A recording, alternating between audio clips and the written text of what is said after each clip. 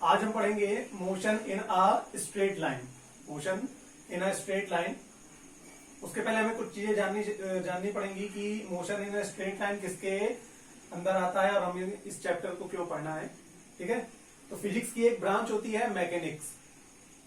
ठीक, फिजिक्स की एक ब्रांच होती है मैकेनिक्स, यांत्रिकी।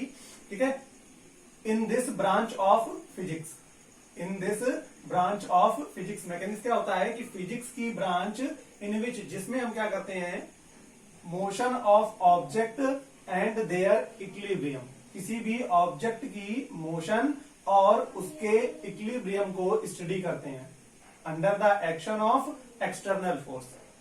किसी ऑब्जेक्ट की मोशन और उसकी इक्विलिब्रियम को under the action of external force, किस फोर्स के कारण उसमें मोशन लग रहा है, और ऑब्जेक्ट अगर मोशन में नहीं है यानी इक्विलिब्रियम में है तो हम उसकी स्टडी इस ब्रांच में करते हैं। ठीक है, तो the branch of physics in which we study motion of object and their equilibrium under the action of external force. ठीक है, ये आपकी होती है मैकेनिक्स। अब मैकेनिक्स में तीन ब्रांच आती हैं। पहली क्या होती है, स्टैटिक्स, दूसरी काइनेमेटिक्स और तीसरी डायनेमिक्स। ठीक, स्टैटिक्स जो होती है इन दिस ब्रांच ऑफ मैकेनिक्स। अब ये मैकेनिक्स जो है वो फिजिक्स की ब्रांच है और स्टैटिक्स जो है वो किसकी ब्रांच है, मैकेनिक्स की।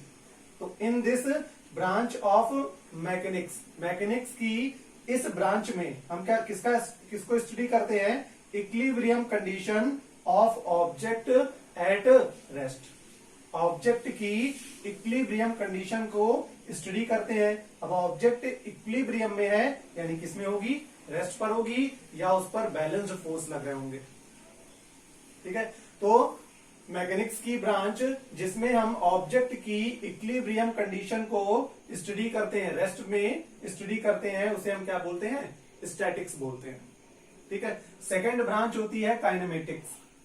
काइनेमेटिक्स में क्या होता है कि in this branch of mechanics, mechanics की इस ब्रांच में we study the motion of particle. हम पार्टिकल की मोशन को स्टडी करते हैं कि पार्टिकल कैसी मोशन कर रहा है, स्ट्रेट लाइन में कर रहा है कि सर्कुलर मोशन कर रहा है, ठीक है, कि पीरियोडिक मोशन कर रहा है, ऑसिलेटरी मोशन कर रहा है। तो इस ब्रांच में हम पार्टिकल की मोशन को स्टडी करते हैं। ठीक, और कंडीशन क्या होती है, without knowing it's cause.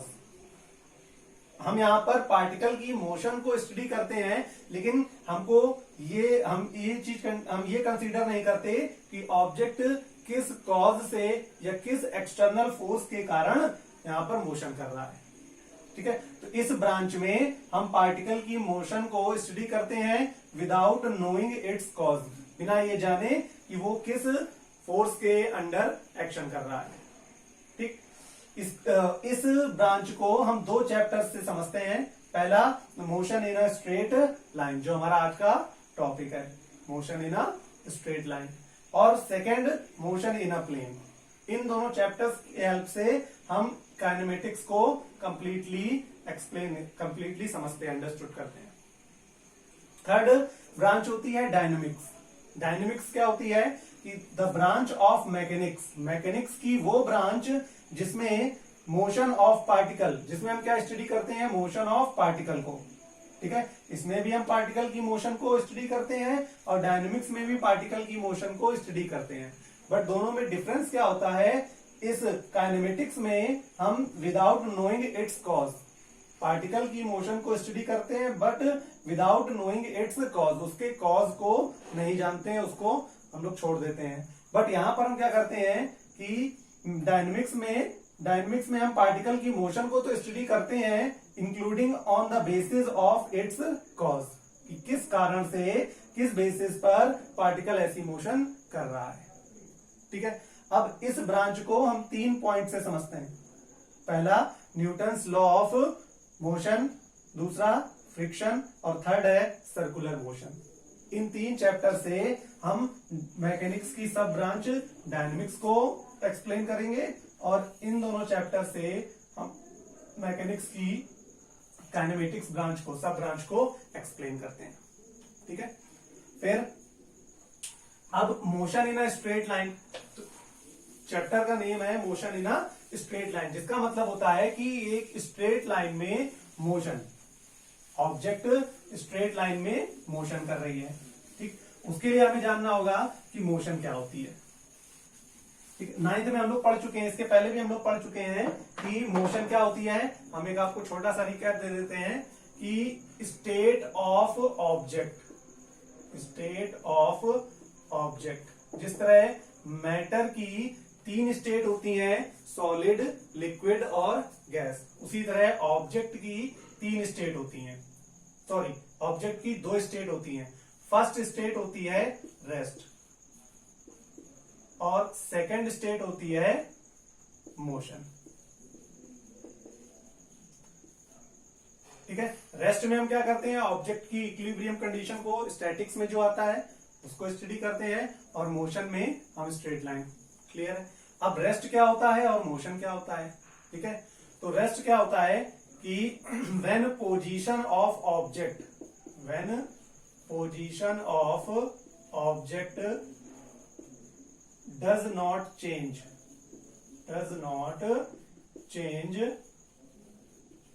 with respect to time, with respect to time, then object is said to be state of rest। जब कोई जब किसी ऑब्जेक्ट की पोजीशन, जब किसी ऑब्जेक्ट की पोजीशन टाइम के रिस्पेक्ट में चेंज नहीं होती है, तो उस ऑब्जेक्ट की जो स्टेट होती है वो क्या होती है, रेस्ट होती है। जैसे हम किसी ऑब्जेक्ट को, किसी टेबल को, किसी चेयर को, स्टूल को कहीं पर लाकर रख देते हैं, तो जब तक हम उस पर कोई दूसरा फोर्स नहीं लगाते हैं, तब तक ऑब्जेक्ट अपनी ही जगह पर रखी रहती है, उसकी पोजीशन में कोई भी चेंजमेंट नहीं होता है। हम किसी चेयर को यहाँ पर लाकर, ये बोर्ड हमने यहाँ पर लाकर रख दिया है, अब ये बोर्ड बिना हमारे हटाए, बिना हमारे फोर्स लगाए अपनी जगह से नहीं हटेगा, तो ये क्या हो जाएगा, बोर्ड की स्टेट ऑफ रेस्ट। उसी तरह मोशन क्या होता है, when position of object, when position of object changes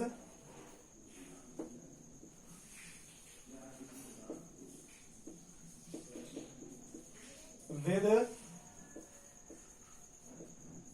respect to time, जब ऑब्जेक्ट की पोजीशन टाइम के रिस्पेक्ट में चेंज हो जाती है, then position of object changes with respect to time, जब ऑब्जेक्ट की पोजीशन टाइम के रिस्पेक्ट में चेंज हो जाती है, तो ऑब्जेक्ट की पोजीशन, ऑब्जेक्ट की स्टेट क्या होती है, मोशन होती है, तब ऑब्जेक्ट मोशन में होता है।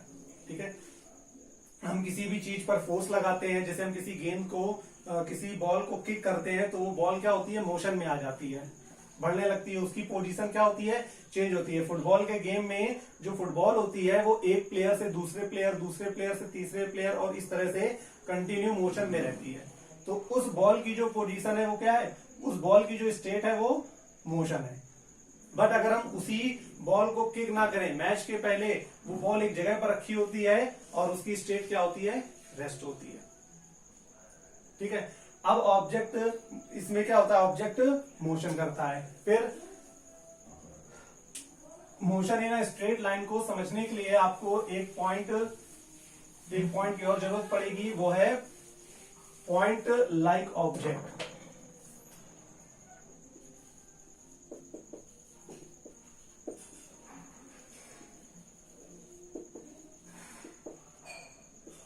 पॉइंट लाइक ऑब्जेक्ट क्या होता है। अब हमको इस चैप्टर में क्या पढ़ना है, motion in a straight line, किसी भी ऑब्जेक्ट की मोशन को पढ़ना है। ठीक है, तो अगर ऑब्जेक्ट ऐसा है, हमने एक ऐसा ऑब्जेक्ट कंसीडर किया, हमने एक ऑब्जेक्ट कंसीडर कर दिया कि जिसका जो साइज है, साइज ऑफ ऑब्जेक्ट, हमने एक ऑब्जेक्ट ले लिया जिसका size much less than to the travelling distance,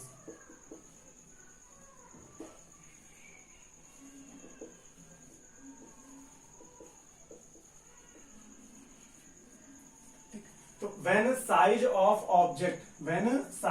object is much less than to the traveling distance। तो इस कंडीशन में हम ऑब्जेक्ट को क्या कंसीडर कर सकते हैं, ऑब्जेक्ट को एक पॉइंट की तरह कंसीडर कर सकते हैं। ऑब्जेक्ट को हम किस तरह कंसीडर करते हैं, एक पॉइंट की तरह, और इसी ऑब्जेक्ट को हम बोलते हैं point like object.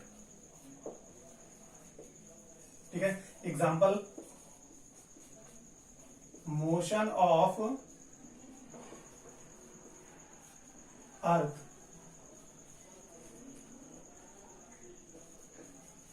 Around sun,